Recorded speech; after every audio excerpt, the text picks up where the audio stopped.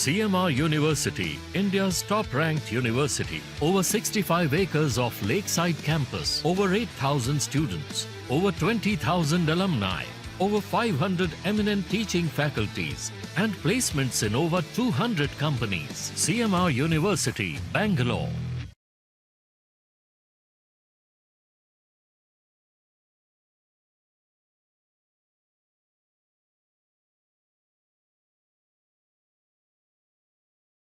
ಇಡೀ ಭಾರತದಲ್ಲಿ actually AI generated film ಅಂತ ಮೊದಲು ಬಂದಿರೋದು ಕನ್ನಡದಲ್ಲಿ. ರೀಸೆಂಟಾಗಿ ಒಂದು few months back love you ಅಂತನೋ ಏನೋ ಫುಲ್ಲು AI ಜನರೇಟೆಡ್ ಮೂವಿನೇ ಬಂತು. ಒಂದು 7-8 ಹಾಡುಗಳಿರುವ ಒಂದು 2 hours ಫಿಲಮ್ಮು.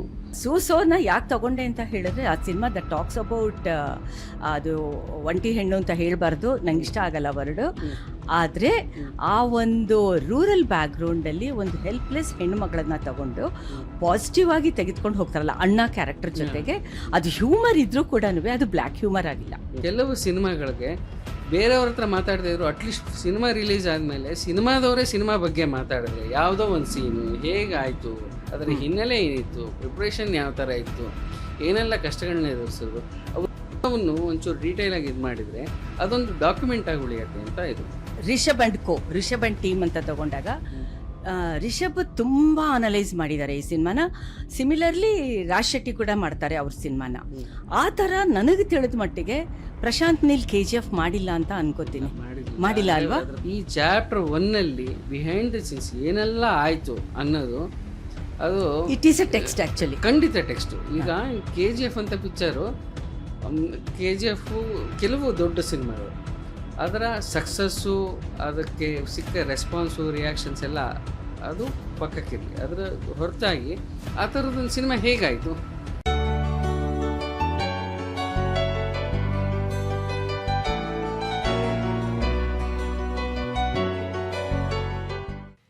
ಹಲೋ, ನಮಸ್ಕಾರ. ಇವತ್ತು ನಮ್ಮ ಶೇರು ಶಮಂತದಲ್ಲಿ ಇನ್ನೊಂದು ಹೊಸ ವಿಷಯ ತೊಗೊಂಬಂದಿದ್ದೀವಿ. ಹೊಸ ವಿಷಯ ಏನಪ್ಪ ಅಂತ ಹೇಳಿದರೆ, ಸಿನಿಮಾ ಬಗ್ಗೆ ಮಾತಾಡಬೇಕಾದ್ರೆ ಸಾಮಾನ್ಯವಾಗಿ ಡೈರೆಕ್ಟರು ಮತ್ತು ಸಿನಿಮಾ ಆ್ಯಕ್ಟರ್ಸ್ ಬಗ್ಗೆ ಮಾತಾಡ್ತಾರೆ. ಮತ್ತು ಈ ಸಿನಿಮಾ ನೀವು ಹೇಗೆ ಮಾಡಿದ್ರಿ, ಕಂಟೆಂಟ್ ಹೇಗೆ ಕ್ರಿಯೇಟ್ ಮಾಡಿದ್ರಿ, ಇವರನ್ನೇ ಯಾತಕ್ಕೆ ನೀವು ಆ್ಯಕ್ಟರ್ ಆಗಿ ತೊಗೊಂಡಿದ್ದು, ಹೀರೋ ಆಗಿ ತೊಗೊಂಡಿದ್ದು, ಮೇಯ್ನ್ ಪ್ರಾಟಗನಿಸ್ಟಿಗೆ ಆಗಿ ತೊಗೊಂಡಿದ್ದು ಅಂತೆಲ್ಲ ಮಾತಾಡ್ತಾರೆ. ಆದರೆ ಒಂದು ಕನ್ಸ್ಟ್ರಕ್ಟಿವ್ ಆಗಿ ಆರ್ಗನೈಸ್ಡ್ ಸೆಕ್ಟಾರಲ್ಲಿ very much unorganised sector business ಮಾಡ್ತಾ ಇರೋದು, ಮ್ಯಾಕ್ಸಿಮಮ್ ಬಿಸ್ನೆಸ್ ಕೊಡ್ತಾ ಇರೋದು ಅಂದರೆ entertainment industry. Cinema is also part of that. ನಾವು ಹೊಸ ವಿಷಯ ಅಂತ ಹೇಳಬೇಕಾದ್ರೆ, ನಾವು ಸೋಷಿಯಲ್ ಸ್ಪೇಸಸ್ಸಲ್ಲಿ ಸಾರಥಿ ಕಮ್ಯುನಿಕೇಷನ್ಸ್ ಕೆಲಸ ಮಾಡ್ತಾ ಇರೋದ್ರಿಂದ ಬೇರೆ ವಿಷಯಗಳೆಲ್ಲ ನಿಮಗೆ ಗೊತ್ತೇ ಇದೆ. ಹೆಲ್ತ್, ಎಜುಕೇಷನ್, ಎನ್ವೈರನ್ಮೆಂಟ್, ವಾಟರ್, ಈ ಥರದ್ದು ಸಸ್ಟೈನಬಿಲಿಟಿ ಬಗ್ಗೆ. Cinema is also one of the sustainability factors. ಯಾಕೆ ಅಂತ ಹೇಳಿದ್ರೆ, ಮ್ಯಾಕ್ಸಿಮಮ್ ಒಂದು ರಿಪೋರ್ಟ್ ಪ್ರಕಾರ 41% ಜಾಬ್ ಆಪರ್ಚುನಿಟೀಸು ಎಂಟರ್ಟೈನ್ಮೆಂಟ್ ಸೆಕ್ಟರಲ್ಲಿ ಆಗುತ್ತೆ ಅಂತ ಒಂದು ಮಾತಿದೆ. ಅದಕ್ಕೆ ಸರಿಯಾಗಿ ಈಗೊಂದು 3 ತಿಂಗಳ ಹಿಂದೆ ಗೌರ್ಮೆಂಟ್ ಆಫ್ ಇಂಡಿಯಾ ಮೊದಲ ಬಾರಿಗೆ ವೇವ್ಸ್ ಅಂತ ಒಂದು ದೊಡ್ಡದಾಗಿ ನ್ಯಾಷನಲ್ ಆ್ಯಂಡ್ ಇಂಟರ್ನ್ಯಾಷನಲ್ ಲೆವೆಲ್ನಲ್ಲಿ ಬಾಂಬೆನಲ್ಲಿ, ಮುಂಬೈನಲ್ಲಿ 1 ವಾರ ಅದನ್ನು ಡಿಫ್ರೆಂಟ್ ಪರ್ಸ್ಪೆಕ್ಟಿವ್ಸಲ್ಲಿ ಮೀಡಿಯಾ ಆ್ಯಂಡ್ ಎಂಟರ್ಟೈನ್ಮೆಂಟ್ ಅನ್ನೋದನ್ನು ಯೋಚನೆ ಮಾಡಿತ್ತು. ಅದರಲ್ಲಿ ನಮ್ಮ ಕರ್ನಾಟಕದಿಂದ ಫಿಲಮ್ ಚೇಂಬರು ಪಾರ್ಟಿಸಿಪೇಟ್ ಮಾಡಿದರು, ಮತ್ತು ಸಾಕಷ್ಟು ಜನ ಇಂಡಿವಿಜುವಲ್ಸು ಪಾರ್ಟಿಸಿಪೇಟ್ ಮಾಡಿದರು. ಈ ತರಹ ವಿಷಯಗಳನ್ನು ಇವತ್ತು ನಮ್ಮ ಜೊತೆ ನನ್ನ ಫ್ರೆಂಡ್, ನನ್ನ ಕಲೀಗು, ಮೈ ಕೌಂಟ್ರ್ ಪಾರ್ಟ್ ಚೇತನ್ ನಾಡಿಗೇರ್ ಅಂತ ನಮ್ಮ ಜೊತೆ ಇವತ್ತೊಂದು ಸಾರಥಿ ಶೇರ್ ವಿತ್ ಶಮಂತ ಅದರಲ್ಲಿ ನಮ್ಮ ಪಾಡ್ಕಾಸ್ಟಲ್ಲಿದ್ದಾರೆ. And I am so glad. ಯಾತಕ್ಕೆ ಅಂತ ಹೇಳಿದ್ರೆ, I started my career as a cinema journalist. ಇಷ್ಟು ವರ್ಷ ಆದಮೇಲೆ ಒಂದು ಫುಲ್ ಫ್ಲೆಜ್ಡ್ ಸಿನಿಮಾ ಜರ್ನಲಿಸ್ಟ್ ಜೊತೆಗೆ ಮಾತಾಡ್ತಾ ಇರೋದು. I am so happy. Chetan speciality ಏನಪ್ಪ ಅಂತಂದರೆ, ಅವ್ರ ತಂದೆ ಶ್ರೀಕಾಂತ್ ನಾಡಿಗೇರ್ ಅಂತ, ಅವ್ರ ತಾತ ಕೂಡ, ಇವರೆಲ್ಲ ಕೂಡ ಲಿಟ್ರೇಚರಲ್ಲಿ ಮತ್ತು ಮೀಡಿಯಾದಲ್ಲಿ ಕೆಲಸ ಮಾಡಿದ್ದಾರೆ. ತಂದೆ ಶ್ರೀಕಾಂತ್ ನಾಡಿಗೇರು ಕನ್ನಡ ಪ್ರಭಾದಲ್ಲಿದ್ದರು, ಇವರು ಕೂಡ ಕನ್ನಡ ಪ್ರಭಾದಲ್ಲಿ ಕೆಲಸ ಮಾಡಿದ್ದಾರೆ. ಉದಯವಾಣಿನಲ್ಲಿ ಸಿನಿಮಾ ಇನ್ಚಾರ್ಜ್ ತಗೊಂಡಾಗ ಉದಯವಾಣಿ ಸಿನಿಮಾ ಸೆಕ್ಷನ್ಗೆ ಒಂದು ಘನತೆ, ಗೌರವ, ಟೋಟಲ್ಲಾಗಿ ಒಂದು ಇಮೇಜೇ ಚೇಂಜ್ ಆಗೋ ಹಂಗೆ ಆಯ್ತದು. ಹಾಗಾಗಿ ಇವತ್ತು ಚೇತನ್ನು kannadascreens.com ಅಂತ ಅವ್ರದ್ದೇ ಒಂದು ಇಟ್ಕೊಂಡಿದ್ದಾರೆ. ನಾವು he is an independent journalist. Independent ಆಗೋಕ್ಕೆ ಮುಂಚೆ ಸಾಕಷ್ಟು ಜನ ಇವತ್ತಿನ ದಿನ ಈಗ ಒಂದು social media, new media, digital media ಇದರಲ್ಲಿ ತುಂಬ ಕಾನ್ಫಿಡೆಂಟ್ ಆ್ಯಂಡ್ ಕಾಂಪಿಟೆಂಟ್ ಆಗಿರೋರು ಇಂಡಿಪೆಂಡೆಂಟ್ ಜರ್ನಲಿಸ್ಟ್ ಆಗ್ತಾರೆ. ಅದು ಬೇರೆ ಬೇರೆ ಸೆಕ್ಟರಲ್ಲೂ ಆಗ್ಬೋದು. ಅದೇ ತರಹ ಸಿನಿಮಾದ್ರಲ್ಲೂ ಚೇತನ್ನು ಹೈಲಿ ರೆಸ್ಪೆಕ್ಟಬಲ್. ಮತ್ತು ಸೋಷಿಯಲ್ ಮೀಡಿಯಾ ಹ್ಯಾಂಡಲ್ಸ್ ಅಂತ ಬರಬೇಕಾದ್ರೆ ನೀವು ಅವ್ರದ್ದು ಫೇಸ್ಬುಕ್ಗೆ ಹೋಗಬೇಕು. Each and every edition, each and every ಅವ್ರದ್ದು ಒಂದು ಪೋಸ್ಟಲ್ಲಿ ಕೂಡ ಹೊಸ ವಿಷಯ ಇರುತ್ತೆ. ಹೊಸ ವಿಷಯ ಅನ್ನೋದು ಬರೀ ಸಿನಿಮಾ ಆ್ಯಕ್ಟರ್ಸ್ ಬಗ್ಗೆ ಅಲ್ಲ, ಅದನ್ನು ಬೇರೆ ಬೇರೆ ದೃಷ್ಟಿಯಿಂದ ಅನಲೈಸ್ ಮಾಡ್ತಾರೆ. ಆ್ಯಂಡ್ ರೀಸೆಂಟ್ಲಿ ಅವರು has written one piece on ನಮ್ಮದು ನ್ಯಾಷನಲ್ ಅವಾರ್ಡ್ಸ್ ಬಂತಲ್ಲ, ಮೋಹನ್ ಲಾಲ್ನ ಸೆಂಟ್ರ್ ಪಾಯಿಂಟ್ ಮಾಡಿಕೊಂಡು ಕಂಪ್ಲೀಟ್ ಫಿಲಮ್ ಅವಾರ್ಡ್ಸ್ನ ಅನಲೈಸ್ ಮಾಡಿದ್ದಾರೆ. It's a wonderful piece, you must read. And Chetan, I am so happy. ಎಷ್ಟೋ ದಿನ ಆದಮೇಲೆ ನಾವುಗಳು ಮಾತಾಡಬೇಕು ಅಂತಲೇ ಅನ್ಕೋತಾ ಇದ್ವಿ. ಆ್ಯಂಡ್ ಈಗ ಕಾಂತಾರ ರಿಲೀಸ್ ಆಗಿ 1-2 ದಿನ ಆಗಿದೆ. ಕಾಂತಾರ ಬಗ್ಗೆ ಎಂಟೈರ್ ಇಂಡಿಯಾ ಮಾತಾಡ್ತಾ ಇದೆ, ಕರ್ನಾಟಕ ಮಾತಾಡ್ತಾ ಇದೆ. ಕಾಂತಾರ ಪ್ಲಸ್ AI ಅಂತ ತಗೊಳ್ತು ಅಂದರೆ, ನಾನು ರೀಸೆಂಟಾಗಿ ನೆನ್ನೆನೋ ಇವತ್ತು ನಮ್ಮ KGF ಡೈರೆಕ್ಟರು ಪ್ರಶಾಂತ್ ನೀಲ್ ಅವರು ಒಂದು ಎಕ್ಸ್ಕ್ಲೈಮ್ ಮಾಡಿದ್ದಾರೆ, ಒಂದು ಉದ್ಗಾರ ಮಾಡಿದ್ದಾರೆ. ಓ ಗಾಡ್, ನಾನು ಕಾಂತಾರ ನೋಡಿದೆ, ನಾನು ಯಾವ ರೀತಿ ಕೆಲಸ ಮಾಡ್ತಾ ಇದ್ದೀನಿ ಅಂತ ಅನಿಸುತ್ತೆ. I am totally float, which is a wonderful cinema ಅಂತ ಹೇಳಿದ್ದಾರೆ. ನೀವು ಸಿನಿಮಾ ನೋಡಿದ್ದೀರಾ? ನಾನು ನೋಡಿಲ್ಲ. ಕಾಂತಾರ ದೊಡ್ಡ ಮಟ್ಟಕ್ಕೆ ಬಿಡುಗಡೆ ಆಗಿದ್ದಷ್ಟೇ ಅಲ್ಲ, ಅಂದರೆ 7,000 ಚಿತ್ರಮಂದಿರಗಳು ಅಂತ ಹೇಳಿದ್ರು, ಸ್ಪ್ಯಾನಿಷಲ್ಲಿ ಡಬ್ ಮಾಡಿದ್ದು, ಎಲ್ಲ ಕಡೆ ಒಂದು ಒಳ್ಳೆ ಫೀಡ್ಬ್ಯಾಕ್ ಬರ್ತಾ ಇದೆ.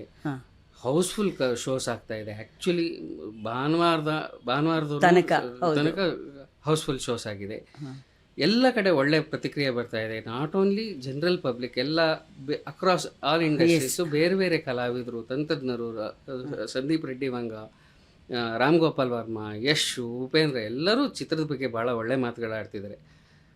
ಅದರಲ್ಲೂ ಆ ಗ್ರಾಫಿಕ್ಸು, ಅನಿಮೇಷನ್ ಪಾರ್ಟ್ ಇದೆಯಲ್ಲ, ತುಂಬ ಅಂದರೆ ಕನ್ನಡದಲ್ಲಿ ಫಸ್ಟ್ ಆಫ್ ಇಟ್ಸ್ ಕೈಂಡ್ ಅಂತ ಇದಾಗಿತ್ತು. ತುಂಬ ಅದ್ಭುತವಾಗಿ ಪ್ರತಿಕ್ರಿಯೆ ಸಿಗ್ತಾ ಇದೆ. ಆ ಹುಲಿ ಸೀನ್ಗಳಾಗಿರ್ಬೋದು, ಮತ್ತು overall cinematography, music, art department ಎಲ್ಲದ್ರ ಬಗ್ಗೆ, ಮತ್ತು ಅಭಿನಯ ಎಲ್ಲದ್ರ ಬಗ್ಗೆ ಮೆಚ್ಚುಗೆ ಇದಾಗ್ತಿದೆ. ಕನ್ನಡಕ್ಕೆ ಈ ಥರದ ಒಂದು ಸಕ್ಸಸ್ ಬೇಕಾಗಿತ್ತು. ಕಳೆದ 2 ವರ್ಷದಲ್ಲಿ ಸ್ವಲ್ಪ ಕನ್ನಡ ಸಿನಿಮಾ ಇಂಡಸ್ಟ್ರಿ ಬಗ್ಗೆ ಅಂದರೆ ಡ್ರಾಪ್ ಆಗ್ತಾಯಿತ್ತು. ಸಿನಿಮಾಗಳಷ್ಟು ಯಶಸ್ಸಾಗ್ತಾ ಇರಲಿಲ್ಲ. ಸ್ವಲ್ಪ ಎಲ್ಲ ಕಡೆ ಒಂದು ಪೆಥೆಟಿಕ್ ಆದಂಥ ವಾತಾವರಣ ಇತ್ತು. ಈಗ ಒಂದು 3 months ಅಂತರದಲ್ಲಿ ಫಸ್ಟು ಸೂಫ್ರಮ್ ಸೋ ಬಂತು. ಒಂದು ಸಣ್ಣ ಬಜೆಟ್ ಸಿನಿಮಾ ಅಷ್ಟೊಂದು ದುಡಿಬೋದು ಅಂತ ತೋರಿಸ್ಕೊಡ್ತು. ಇದೊಂದು ದೊಡ್ಡ ಬಜೆಟ್ಟಿನ ಸಿನಿಮಾ, ಇದು ಇನ್ನೂ ಒಂದು ನೆಕ್ಸ್ಟ್ ಲೆವೆಲ್ಗೆ ಹೋಗ್ಬೋದು ಅಂತ ತೋರಿಸ್ಕೊಟ್ಟಿದೆ.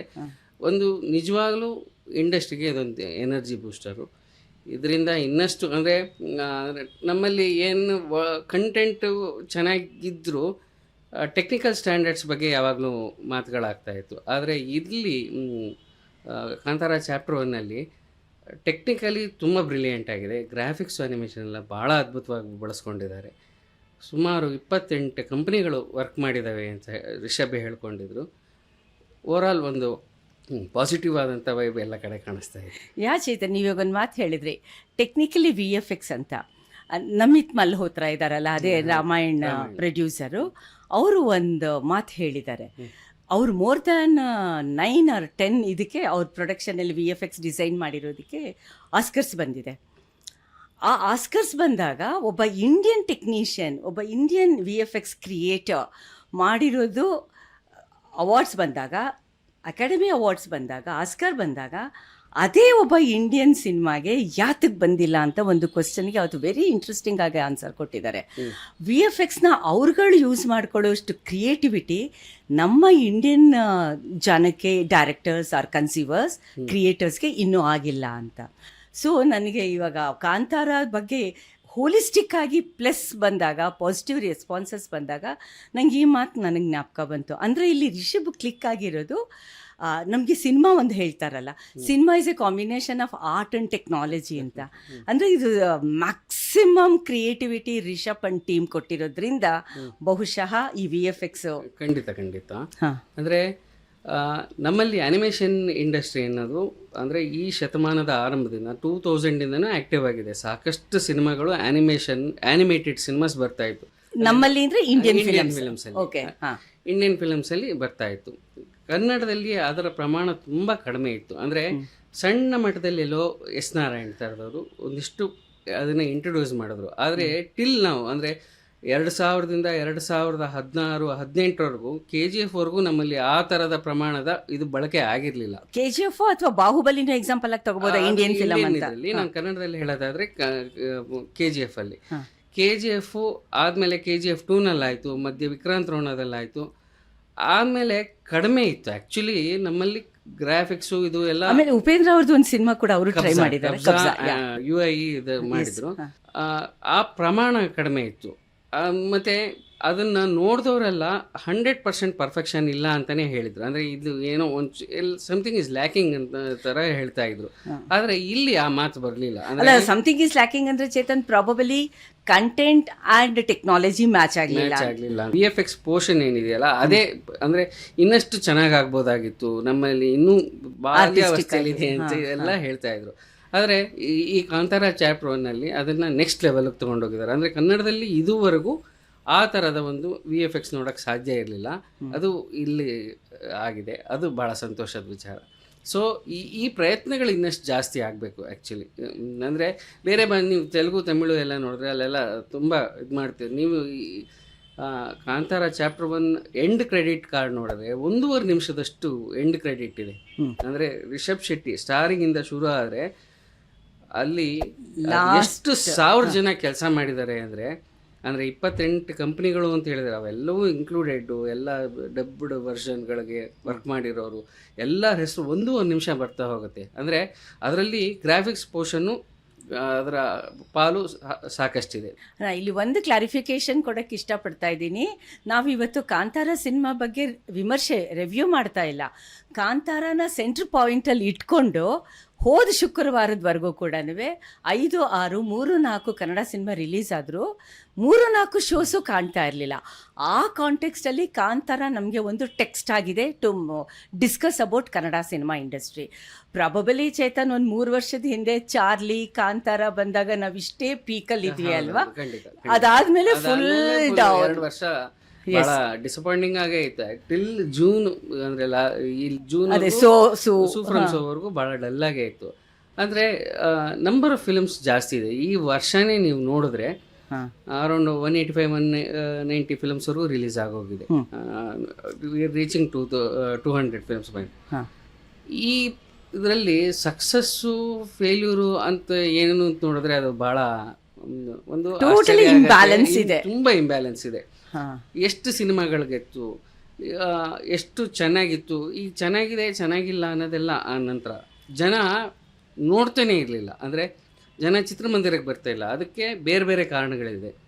ಒಂದು ಮೊಬೈಲು, ಬೇರೆ ಬೇರೆ OTT ಇರ್ಬೋದು, ಬೆಂಗಳೂರು ಟ್ರಾಫಿಕ್ ಇರ್ಬೋದು, ಬೆಂಗಳೂರು ಪಾಟ್ ಹೋಲ್ಸ್ ಇರ್ಬೋದು, ಸಾಕಷ್ಟು ಕಾರಣಗಳಿದೆ. ಅಂದರೆ ಈ ಪ್ರೈಸ್ ರೇಟು, ಅಂದರೆ ticket rate, but it is an exception ಅಲ್ವಾ? ಈಗ 1000 ರೂಪಾಯಿ ಕೊಟ್ಟು ಕೂಡ ಪೇಡ್ ಪ್ರೀಮಿಯರ್ಗೆ ಹೋಗಿದ್ದಾರೆ, 500 ರೂಪಾಯಿ ಕೊಟ್ಟು ಆರ್ಡಿನರಿ ಶೋಸ್ಗೂ ಬರ್ತಾ ಇದ್ದಾರೆ. ಅಂದರೆ ಏನು ಅಂದರೆ ಒಳ್ಳೆ ಕಂಟೆಂಟ್ ಇರೋ ಸಿನಿಮಾ ಅಂತ. ಈ ಕಂಟೆಂಟ್ ಇರೋ ಸಿನಿಮಾ ಹೇಗೆ ಗೊತ್ತಾಗೋದಿಲ್ಲ. ಅಂದರೆ ಈ ಪಿಕ್ಚರ್ ರಿಲೀಸ್ ಆದಮೇಲೆ ನೋಡ್ಬಿಟ್ಟು ಅವ್ರವ್ರಿಗೆ, ಇವಾಗ ಕಾಂತಾರ ಬಗ್ಗೆ ಒಳ್ಳೆ ಮಾತಾಡಿದವರು ಇದ್ದಾರೆ, ಇಲ್ಲ ಅಂತ ಚೆನ್ನಾಗಿಲ್ಲ ಅಂತ ಹೇಳಿದವರು ಇದ್ದಾರೆ. ಅದು ಬೇರೆ ಮಾತು. ಅಟ್ಲೀಸ್ಟ್ ನೋಡಿದ್ದಾರೆ, ಸೀರಿಯಸ್ ಆಗಿ ತಗೊಳ್ತಿದ್ದಾರೆ. ಆದರೆ 99.99% ಪಿಕ್ಚರ್ಗಳಿಗೆ ಅದು ಆಗೇ ಇಲ್ಲ. ಆ ಥರ ತಗೊಂಡ್ರೆ ಚೇತನ್ ನಿಮ್ಮ ಲಾಜಿಕ್ಕು ಸಯಾರ ಸಿನಿಮಾಗೂ ಅಪ್ಲಿಕಬಲ್. ಖಂಡಿತ. ಈಗ ತುಂಬ ಒಳ್ಳೆ, ನಮ್ಮಲ್ಲಿ ಕಂಟೆಂಟ್ ಚೆನ್ನಾಗಿಲ್ಲ ಅಂತ ಹೇಳೋಕ್ಕಾಗಲ್ಲ. ತುಂಬ ಒಳ್ಳೆ ಫಿಲಮ್ಗಳು ಬರ್ತಾ ಇವೆ. ಅಂದರೆ ಈ ವರ್ಷ 190 ಸಿನಿಮಾ ರಿಲೀಸ್ ಆದರೆ ನಾವು ಮ್ಯಾಕ್ಸಿಮಮ್ ಒಂದು 100 ಫಿಲ್ಮ್ಸ್ ನೋಡಿರ್ಬೋದು. ಆ 100 ಫಿಲ್ಮ್ಸಲ್ಲಿ ಒಳ್ಳೊಳ್ಳೆ ಫಿಲಮ್ಗಳು ಬಂದಿದೆ. ಕೆಟ್ಟದು ಅಂತ ಹೇಳೋಕ್ಕಾಗಲ್ಲ, ಔಟ್ ಆ್ಯಂಡ್ ಔಟ್ ರಿಜೆಕ್ಟ್ ಮಾಡೋಕ್ಕಾಗಲ್ಲ. ಆದರೆ ಅದು ಯಾವುದೋ ಕಾರಣಕ್ಕೆ ಆ ಚಿತ್ರದ ಬಗ್ಗೆ ಜನಕ್ಕೆ ಒಂದು ಅಟೆನ್ಷನ್ ಇರೋದಿಲ್ಲ, ನೋಡಬೇಕು ಅಂತಿರಲ್ಲ. ಒಳ್ಳೆ ರಿವ್ಯೂಸ್ ಬಂದರೂ ಅದು ಯಾಕೋ ಹೋಗಿರೋದಿಲ್ಲ. ಹಿಂಗೆಲ್ಲ ಆಗಿ ಸುಮಾರು ಹಾಗೆ ಹೋಗ್ಬಿಡುತ್ತೆ. ಅಂದರೆ ಯು ಮೀನ್ ಟು ಸೇ, ಇವಾಗ ಕಾಂತಾರ ಬಿಟ್ಬಿಡೋಣ. ಕಾಂತಾರಾಗೆ ಒಂದು ಬ್ಯಾಕ್ಗ್ರೌಂಡು ಫೌಂಡೇಶನ್ ಇತ್ತು, ಸೋಗೆ ತೆಗೆದುಕೋತು ಅಂತ ಹೇಳಿದ್ರೆ ರಾಜ್ ಶೆಟ್ಟಿದು ಎಷ್ಟೇ ಒಂದು ಸ್ಟಾರ್ ವ್ಯಾಲ್ಯೂ ಇದ್ರೂ ಕೂಡ ಕಂಟೆಂಟ್ ಅಂತ ಬಂದಾಗ Raj Shetty is not a good looking character hero ಅಲ್ವಾ? ವೆರಿ ಆರ್ಡಿನರಿ, ತುಂಬ easily missable kind of personality. But cinema ಅಂತ ಬಂದಾಗ he's an outstanding producer and the director. ಆ ಸಿನಿಮಾಗೆ ಏನೂ ಇಲ್ಲ ಅಂದರೂ ಕೂಡ ಏಕದಮ್ ಫಸ್ಟ್ ಡೇ ಫಸ್ಟ್ ಶೋಗೆ ಕ್ಲಿಕ್ ಆಗೋಯ್ತು. ಲೈಕ್ ಸಯಾರ ಅಲ್ವಾ? ಸೊ ಇಲ್ಲಿ ಶೆಟ್ಟಿ ಅಂಡ್ ಗ್ಯಾಂಗ್, ಶೆಟ್ಟಿನೇ ಹೇಳ್ಕೊಂಡಿದ್ದಾರೆ ಶೆಟ್ಟಿ ಗ್ಯಾಂಗ್ ಅಂತ. ಸೊ ಶೆಟ್ಟಿ ಗ್ಯಾಂಗ್ಗೆ ಯಾವ ರೀತಿ ಒಂದು ಕ್ರಿಯೇಟಿವ್ ಮಾರ್ಕೆಟಿಂಗ್ ಸ್ಕಿಲ್ಸ್ ಇದೆ? ಇಲ್ಲ, ಈಗ ನೀವು ಇದನ್ನ ಕಾಂತಾರ ನೋಡೋದು, ಪಿಕ್ಚರ್ ಇದಲ್ಲ ಕಾಂತಾರ ಚಾಪ್ಟರ್ 1 ಅಲ್ಲ, ಕಾಂತಾರಾಗೆ ಪ್ರೀಪೇಯ್ಡ್ ಶೋಗಳನ್ನ ಇಂಟ್ರೊಡ್ಯೂಸ್ ಮಾಡಿದ್ರು. ಅವಾಗ ಏನಾಗಿತ್ತು ಅಂದ್ರೆ, ಆವಾಗ 2 ವರ್ಷದಿಂದ ಕಾಂತಾರ ಒರಿಜಿನಲ್ ಫಸ್ಟ್ ಒನ್, ಅದರಲ್ಲಿ ಪ್ರೀಪೇಯ್ಡ್ ಶೋ ಒಂದು 3 ದಿವಸದ ಮುಂಚೆನೆ, 2 ದಿವಸದ ಮುಂಚೆನೆ ಪ್ರೀಪೇಯ್ಡ್ ಶೋ ಮಾಡೋದು. ಅಲ್ಲಿ ಮೊದಲ ಶೋ ಪ್ರದರ್ಶನ ನೋಡಿದ ಬೇರೆ ಬೇರೆ ರಾಜ್ಯದಲ್ಲಿ ಬೇರೆ ಬೇರೆ ಊರುಗಳಲ್ಲಿ ನೋಡಿದವರು ಥ್ರಿಲ್ ಆಗಿದ್ರು. ಅಂದ್ರೆ ನಮ್ಮ ಕನ್ನಡ ಸಕ್ಸಸ್ ಆದ್ಮೇಲೆ ಇದು ಎಕ್ಸ್ಪೆರಿಮೆಂಟ್ ಬೇರೆ ಕಡೆ ಆಗಿತ್ತು. ತುಂಬಾ ಅದು ನೆಕ್ಸ್ಟ್ ವೀಕ್ ಇಂದ ಆಗಿದ್ದು. ಅದೇ ಒಂದು 10 days ಆದ್ಮೇಲೆ. ಅದು Kantara was not a pan India film, it was A Kannada film. ಅದು ಕನ್ನಡ ಫಿಲಮ್ ಅಂತ ಶುರು ಆಗಿದ್ದು. ಅದು 2 ದಿನದ ಮುಂಚೆ ಒಂದು ಪ್ರೀಪೇಯ್ಡ್ ಇದು ಮಾಡಿದ್ರು, ಪೇಯ್ಡ್ ಪ್ರೀಮಿಯರ್ ಮಾಡಿದ್ರು. ಅಲ್ಲಿ ಜನ ನೋಡಿ ಎಕ್ಸೈಟ್ ಆಗಿ ಥ್ರಿಲ್ ಆಗಿ ಮೌತ್ ಪಬ್ಲಿಸಿಟಿಯಿಂದ ಅದು ನೆಕ್ಸ್ಟ್ ಲೆವೆಲ್ಗೆ ಹೋಯ್ತು. ಸೇಮ್ ಆಸ್ ಅಪ್ಲಿಕಬಲ್ ಟು ಸೂ ಫ್ರಮ್ ಸೋನು ಅಷ್ಟೇ. ನಾಟ್ ಓನ್ಲಿ ಬ್ಯಾಂಗ್ಳೂರ್, ಶಿವಮೊಗ್ಗ, ಮೈಸೂರು, ಮಂಗಳೂರು ಮುಂತಾದ ಕಡೆ ಎಲ್ಲ ಪಿಕ್ಚರ್ ತೋರಿಸ್ಕೊಂಬಂದರು. ಆ ಪಿಕ್ಚರ್ ನೋಡಿದಾಗ ಅವರು ಜನ ಖುಷಿಯಾಗಿ ಅದು ಬೇರೆಯವ್ರಿಗೆ ಮಾತಿನ ಮೂಲಕ ತಮ್ಮ ಸೋಷಿಯಲ್ ಮೀಡಿಯಾ ಮೂಲಕ ಹಂಚ್ಕೊಂಡಾಗ ಅದು ನೆಕ್ಸ್ಟ್ ಲೆವೆಲ್ಗೆ ಹೋಯಿತು. ಅದು ಎಲ್ಲ ಪಿಕ್ಚರ್ಗಳಿಗೂ ಆಗಲ್ಲ. ಇದ್ರ ಮಧ್ಯದಲ್ಲೂ ಒಂದಿಷ್ಟು ಪಿಕ್ಚರ್ಗಳ ಆ ಥರದ ಪ್ರಯತ್ನಗಳು ಮಾಡಿದ್ವಿ. ಅಂದರೆ ಪೇಯ್ಡ್ ಪ್ರೀಮಿಯರ್ಗಳು ಮಾಡೋದು, ಬೇರೆ ಬೇರೆ ಕಡೆ ತೋರಿಸೋದು. ಬರೀ ಪೇಯ್ಡ್ ಪ್ರೀಮಿಯರ್ ಮಾಡಿದ್ರೆ ಮಾತ್ರ ಅಲ್ಲ, ಅದು ಪಿಕ್ಚರು ಚೆನ್ನಾಗಿರ್ಬೇಕು. ತುಂಬ ನಿಮಗೆ ಹಿಡಿದಿಟ್ಕೊಂಡ್ರೆ ಮಾತ್ರ ಅದು ನೆಕ್ಸ್ಟ್ ಲೆವೆಲ್ಗೆ ಹೋಗೋಕ್ಕೆ ಸಾಧ್ಯ ಆಗುತ್ತೆ. ಅದು ಬಹಳಷ್ಟು ಫಿಲಮ್ಗಳಿಗೆ ಆಗಿಲ್ಲ, ಇದು ಆಯಿತು ಅಷ್ಟೇ. ಅಲ್ಲ, ಕಾಂತಾರ ಈಗ ಲೇಟೆಸ್ಟ್ ಕಾಂತಾರ 1 2 ಕನ್ಫ್ಯೂಸ್ ಆಗುತ್ತೆ. So latest Kantara, okay, latest ಕಾಂತಾರಾಗೆ ದುಡ್ಡು ಇನ್ವೆಸ್ಟ್ ಮಾಡೋದಕ್ಕೆ people are ready psychologically, okay. ಆದರೆ ಸೋಗೆ ಮಾತ್ರ ಜನ ದುಡ್ಡು ಕೊಟ್ಟು ಬಂದಿದ್ದಾರಲ್ಲ, ಅದು ಒಂಥರ ರಿಸ್ಕ್ ತಗೊಂಡು ಹಾಗೇನೆ. ಲಿಟ್ರಲಿ ಫ್ರಮ್ ಸೋ ಯಾವುದೇ ರೀತಿಯ ಪಬ್ಲಿಸಿಟಿ ಮಾಡಿರಲಿಲ್ಲ. ಅವರು ಸಿನಿಮಾ ರಿಲೀಸ್ ಆಗೋ ಒಂದು ವಾರದ ಹಿಂದೆ ಒಂದು ಪ್ರೆಸ್ ಮೀಟ್ ಮಾಡಿ ಅಲ್ಲೂ ಪಿಕ್ಚರ್ ಬಗ್ಗೆ ಏನೂ ಮಾತಾಡಿರಲಿಲ್ಲ. ಫ್ರಮ್ ಸೋ ಅಂದರೆ ಏನು ಅಂತ ಹೇಳಿದ್ಬಿಟ್ರೆ ಹೆಚ್ಚು ಮಾತಾಡಿರಲಿಲ್ಲ. ಎಲ್ಲವನ್ನು ಅವ್ರು ಏನು ಮಾಡಿದ್ರು, ಸಿಂಪಲ್ಲಾಗಿ ಅವರು ಕೊನೆಯವರೆಗೂ ಕಾಯಲಿಲ್ಲ. ಅಂದರೆ ಮಂಗಳವಾರ ಬುಧವಾರದಿಂದನೇ ಅವರು ಪೇಯ್ಡ್ ಪ್ರೀಮಿಯರ್ ಶೋ ಶುರು ಮಾಡಿದ್ರು. ಆಗಲೇ ಒಂದು ಬಸ್ ಕ್ರಿಯೇಟ್ ಆಯಿತು, ಚೆನ್ನಾಗಿದೆಯಂತೆ ಅಂತ ಸೋಷಿಯಲ್ ಮೀಡಿಯಾದೆಲ್ಲ ಹರಡಕ್ಕೆ ಶುರು ಆಯಿತು. ಅದು ಮೊದಲನೇ ದಿವಸ ಒಂದಿಷ್ಟು ಆಡಿಯನ್ಸ್ನ ಕರ್ಕೊಂಬಂತು. ಯಾವಾಗ ಶುಕ್ರವಾರ ಮೊದಲ 2 ಶೋ ಹೌಸ್ಫುಲ್ ಆಯ್ತಲ್ಲ, ಅಲ್ಲಿಂದ ಇಟ್ ವಾಸ್ ಮ್ಯಾಜಿಕ್. ಅದು ಕಂಟಿನ್ಯೂಸ್ ಹಾಗೆ ಇದಾಯಿತು, 100 crores ಕ್ಲಬ್ ಆಯಿತು. ಅಂದರೆ ಒಂದು ಕೊರತೆ ಇತ್ತು ಆ್ಯಕ್ಚುಲಿ. ಆಡಿಯನ್ಸ್ ನಾಟ್ 100% ಸ್ಯಾಟಿಸ್ಫ್ಯಾಕ್ಷನ್ ಇರಲಿಲ್ಲ. ಅದಕ್ಕೆ ಏನೋ ಒಂದು ಕೊರತೆ, ಅದು ಸರಿ ಇರಲಿಲ್ಲ, ಇದಿಲ್ಲ, ಈ ಥರದ ಮಾತುಗಳು. ಬಿಗ್ ಸೂಪರ್ ಸ್ಟಾರ್ಸ್ ಎಲ್ಲೋ ಒಂದು ಕಡೆ ಇನ್ನೊಂದು ಥರ ಮಾಡ್ಬೋದಾಗಿತ್ತು ಅಂತ. ಆದರೆ ಫ್ರಮ್ ಸೋ ಅದೊಂದು ಕಾಮಿಡಿ ಫಿಲಮ್ಮು. ಆ ಫಿಲಮ್ಮು ತುಂಬ ನಗ್ಸತ್ತೆ. ಅಂದರೆ ಭಾಳಷ್ಟು ದಿನ ಆಗಿತ್ತು ಈ ಥರದ ಒಂದು ಕಾಮಿಡಿ ಫಿಲಮ್ ಬರದೆ ಅನ್ನೋ ಒಂದು ಆ ವ್ಯಾಕ್ಯೂಮ್ ಏನಿತ್ತಲ್ಲ, ಅದು ಇದ್ರ ಮೂಲಕ ಇದಾಯಿತು. ಸೊ ದೊಡ್ಡ ಸಂಖ್ಯೆಯಲ್ಲಿ ಜನ ಬಂದರು. ಅದು ಬೇರೆ ಬೇರೆ ಭಾಷೆಗಳಲ್ಲೂ ಇದಾಯಿತು, ಡಬ್ ಆಗಿ. ಮತ್ತೆ ಅಜಯ್ ದೇವಗನ್ ಅಲ್ಲಿಂದ ಇಲ್ಲಿಗೆ ಬಂದು ಸಪೋರ್ಟ್ ಮಾಡಿದ್ರು. ಸೊ ಈ ಥರದ ಒಂದು ಇದು ಸಿಕ್ಕಿದ್ರಿಂದ ಪಿಕ್ಚರ್ ನೆಕ್ಸ್ಟ್ ಲೆವೆಲ್, ಅದು ಒಂಥರ ಪ್ಯಾನ್ ಇಂಡಿಯಾ ಆಗೋಯ್ತು, ಕನ್ನಡ ಟು ಪ್ಯಾನ್ ಇಂಡಿಯಾ ಆಯಿತು. ಬಟ್ ನಂಗೆ ಏನನ್ನಿಸ್ತು ಗೊತ್ತಾ ಚೇತನ್, ಅವ್ರ ಬಗ್ಗೆ ಮಾತಾಡಬೇಕು ಅಂದರೆ ಎಲ್ಲರೂ ಕೂಡ ಹಾಸ್ಯ ಸಿನಿಮಾ ಅಂತ ಹೇಳಿದ್ರು. ನಾನು ಇದನ್ನು ನಮ್ಮ ಬೆಂಗಳೂರು ಕನಕಪುರ ಫೋರಮಲ್ಲಿ ನೋಡಿದ್ದು. ಅಲ್ಲಿ ಒಂದು ಸೂಪರ್ ಫ್ಲೆಕ್ಸ್ ಇದರಲ್ಲಿ ನೋಡಿದಾಗ you just don't believe, entire theatre ಒಂದು 300-350 ಕೆಪಾಸಿಟಿ ಅಂತ ಕಾಣಿಸುತ್ತೆ. ನಾವು ಯಾರು ನಗ್ತಾನೇ ಇರಲಿಲ್ಲ. Okay, I swear. ನಾನು ಮತ್ತು ನನ್ನ ಸಿಸ್ಟರ್‌ಇನ್-ಲಾ ಹೋಗಿದ್ದು. ನಾನು ಮಾತಾಡ್ಕೊತಾ ಇದ್ದೀವಿ, ಇದೇನಿದು ಕಾಮಿಡಿ ಸಿನಿಮಾ ಹಾಗೆ ಹೀಗೆ ಅಂತಿದ್ದಾರೆ, ನಮಗೂ ನಗು ಬರ್ತಾ ಇಲ್ಲ, ಇವ್ರಿಗೂ ನಗು ಬರ್ತಾ ಇಲ್ಲ. ನಾನು ಏನಾದರೂ ಇದನ್ನು ಮನೆಯಲ್ಲಿ OTT ನೋಡಿದ್ದಿದ್ರೆ ನಾನು ಆಫ್ ಮಾಡಿಬಿಡ್ತೀನೋ ಏನೋ ಅಂತ ಕೂಡ ಮಾತಾಡ್ಕೊಂಡ್ವಿ. This is an honest feedback. Okay, ಆ ಸಿನಿಮಾ ಮುಂದಕ್ಕೆ ಹೋದಂಗೆ ಯಾವಾಗ ಫೀಮೇಲ್ ಕಾಂಪೊನೆಂಟ್ ಬಂತು, ಭೂತ ಪ್ರೇತ ಸೂಪರ್ಸ್ಟಿಷಸ್ ಬಂತು, ಎಲ್ಲ ಬಂತು, ಆವಾಗ ನಾವಿಬ್ಬರು ಮೈಂಡ್ ಅಲರ್ಟ್ ಆಯಿತು, ಬಾಡಿ ಅಲರ್ಟ್ ಆಯಿತು. We started watching the cinema totally from a different perspective, not as a comedy, ಖಂಡಿತ ಇಲ್ಲ. ಆಮೇಲೆ actually I really wanted to write about it. ಇದು ಪಾಡ್ಕಾಸ್ಟು ಮಾಡಬೇಕು ಅಂತ ಇದ್ದಿದ್ದು, ಬಿಡಿ ಅದೇನೋ ನಾನು ಮಾಡಲಿಲ್ಲ. ಬಟ್ ನನಗೆ ಆ ಸಿನಿಮಾ ನೋಡಿದಾಗ ಸಾಕಷ್ಟು ಒಳ್ಳೆ ಸಿನಿಮಾಗಳು ನಮ್ಗಳ ಕಡೆಯಿಂದ, ಅಂದರೆ ಪ್ರೊಫೆಷ್ನಲ್ ಜರ್ನಲಿಸ್ಟಿಂದ, people who are seeing the cinema from a different perspective. ಎಲ್ಲೋ ಒಂದು ಕಡೆಗೆ ನಮ್ಮಲ್ಲಿ ಸಿನಿಮಾ ಅರ್ಥ ಮಾಡ್ಕೊಳ್ಳೋ ಜನನೂ ಕಡಿಮೆ ಆಗ್ತಾ ಇದ್ದಾರಾ ಅನ್ಸಕ್ಕೆ ಶುರು ಆಯಿತು. ನೀವು ಒಂದಿಬ್ಬರು 3 ಜನ ಬಿಟ್ಟರೆ ಫುಲ್ ಫ್ಲೆಶ್ಡ್ ಸಿನಿಮಾ ಜಾರ್ನಲಿಸ್ಟ್ ಅಂತ ನಮ್ಮಲ್ಲಿ ಇಲ್ಲ. ಎಲ್ಲ ಲೀಡಿಂಗ್ ಇದರಲ್ಲೂ ಇದ್ದಾರೆ, ಮೀಡಿಯಾ ಹೌಸಸ್ಸಲ್ಲೂ ಇದ್ದಾರೆ, ಇಲ್ಲ ಅಂತ ನಾ ಹೇಳಲ್ಲ. ಇವತ್ತು ಈ ಡೆಸ್ಕಲ್ಲಿ ಇರ್ತಾರೆ, ನಾಳೆ ಆ ಡೆಸ್ಕಲ್ಲಿ ಇರ್ತಾರೆ, ಅದು ರೊಟೇಷನ್ ಆಗ್ತಾ ಇರುತ್ತೆ. Even understanding cinema art culture also requires A separate mindset ಅಂತ ನನಗೆ ಯಾವಾಗಲೂ ಅನ್ಸೋದು. ಯಾವಾಗ ಅಂತಂದರೆ ನಿಮ್ಮ ಒಂದು ರೈಟಪ್ಸ್ನ ನೋಡಿದಾಗ ಅಲ್ವಾ. ಇವಾಗ ಸೂಸೋನ ಇವಾಗ ಇಲ್ಲ, ನಾನು ಯಾಕಿದು ಅಂತ ಹೇಳಿದ್ರೆ, ನಮಗೆ ಈಗ ಲಾಪತಾ ಲೇಡೀಸ್ ಫಾರ್ ಎಕ್ಸಾಂಪಲ್ ಅದು ಶುರು ಮಾಡಿದಾಗ ಯಾರಿಗೆ ಗೊತ್ತಿತ್ತು 24 ಇದು ಒಂದು ಅಲ್ಲಿವರೆಗೂ ಆಸ್ಕರ್ಗೆ ಹೋಗುತ್ತೆ ನಾಮಿನೇಷನ್ಗೆ ಅಂತ ಯಾರಿಗೂ ಗೊತ್ತಿರಲಿಲ್ಲ. ಬಟ್ ಆ ಸಿನಿಮಾನ each and every frame, each and every ಒಂದು ಕಾಂಪೊನೆಂಟನ್ನು ಅನಲೈಸ್ ಮಾಡಿದವರು Bombay based, Mumbai based writers, social scientist, ಈ ಥರದವರು. ಒಂದು ವಿಮೆನ್ಸ್ ಪರ್ಸ್ಪೆಕ್ಟಿವಿಂದ ಸೋಷಲ್ ಸೈಂಟಿಸ್ಟ್ ನೋಡಿದ್ರು ಸಿನಿಮಾ ಹೀಗಿದೆ ಅಂತ ಹೇಳಿ, ಐ ಮೀನ್ ಅಲ್ಲಿ ಪೀಪಲ್ ಲೈಕ್ ಅನುಪಮಾ ಚೋಪ್ರಾ ಆಗಬಹುದು, ಕಮಲ್ ನಾಥ್ ಆಗಬಹುದು, ಈ ಥರದವರು, ಭಾರದ್ವಾಜ್, ಮೆನಿ ಪೀಪಲ್ ಅದನ್ನು ಬೇರೆ ಬೇರೆ ಬೇರೆ ಸ್ತರದಲ್ಲಿ ನೋಡ್ತಾ ಹೋದರು. The same thing is not happening in Kannada industry. Why? ಯಾಕೆ ಅದನ್ನು ಇಲ್ಲಿ ಕಾರ್ಪೊರೇಟ್ ಬರೋದಿಲ್ಲ, ಇಲ್ಲಿ ಮೀಡಿಯಾ ಹೌಸಸ್ ಇಂಟರ್ವೆನ್ಷನ್ ಬರಲ್ಲ, ನೀವು ಹೀಗೆ ಬರೀಬೇಕು ಅಂತ ಯಾವ ಎಡಿಟರು ಹೇಳಲ್ಲ, ಯಾವ ಪಬ್ಲಿಷರು ಹೇಳಲ್ಲ. ಬಟ್ ನಮ್ಗಳ ಕಡೆಯಿಂದಾನೇ ಎಲ್ಲೋ ಒಂದು ಕಡೆ ಲಕುನ ಇದೆ ಅಂತ ಅನ್ಸಲ್ವಾ? ಮುಂಚೆ ಎಲ್ಲ ನೀವೇ ನೋಡ್ದಂಗೆ 16 ಪೇಜಸ್ ಪೇಪರ್ ಬರೋದು, ಪ್ಲಸ್ 4 ಪೇಜಸ್ ಸಪ್ಲಿಮೆಂಟ್ ಇರೋದು. ನಾವು ಏನು ಬರೆದ್ರು ಶುಕ್ರವಾರ ಸಿನಿಮಾಗೆ ಅಂತಲೇ ಸಪ್ರೇಟ್ ಆಗಿರೋದು. ಆದರೆ ಪೋಸ್ಟ್ ಕೋವಿಡು ಎಲ್ಲವೂ ಬದಲಾಗಿ ಇವತ್ತು ಮ್ಯಾಗಝೈನ್ ಸೆಕ್ಷನ್ ಅನ್ನೋದೇ ಇಲ್ಲ.